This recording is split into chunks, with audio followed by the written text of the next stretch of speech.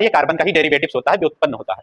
और अगर हम श्रृंखला के आधार पर कार्बन की बात करते हैं तो कार्बन जो दो प्रकार के होते हैं। कार्बन जो है श्रृंखला के आधार पर दो प्रकार के होते हैं।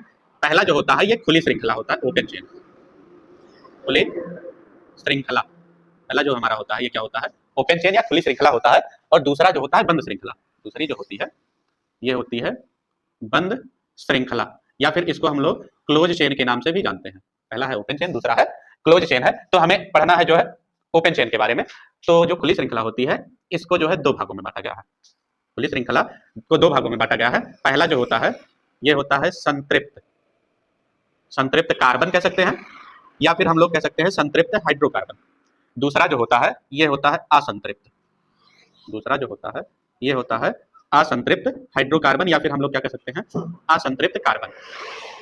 अब हम लोग कैसे पहचानेंगे कौन सा संतृप्त कार्बन है या कौन सा असंतृप्त कार्बन है? तो इसके लिए जो है सबसे पहले हम लोग जानेंगे संतृप्त कार्बन क्या होता है। अगर कार्बन और कार्बन के बीच में सिंगल बॉन्ड है तो ये संतृप्त कार्बन होता है। और अगर कार्बन कार्बन के बीच में डबल बॉन्ड या फिर कार्बन कार्बन के बीच में अगर ट्रिपल बॉन्ड होता है तो ये जो है असंतृप्त कार्बन होता है। यहाँ हम लिख सकते हैं C डबल बॉन्ड C या फिर C ट्रिपल बॉन्ड C अगर होता है तो ये असंतृप्त कार्बन होता है। अब इनका जो है सबका एक सामान्य सूत्र होता है। संतृप्त कार्बन का जो सामान्य सूत्र होता है ये होता है CnH2n और प्लस का 2।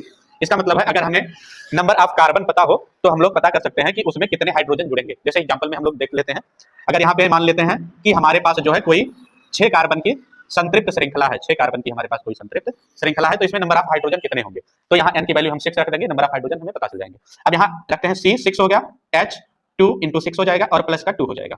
यहाँ पे हमारा कितना आ जाएगा, आएगा हमारा C6 H 6 दूनी 12 और 2 14।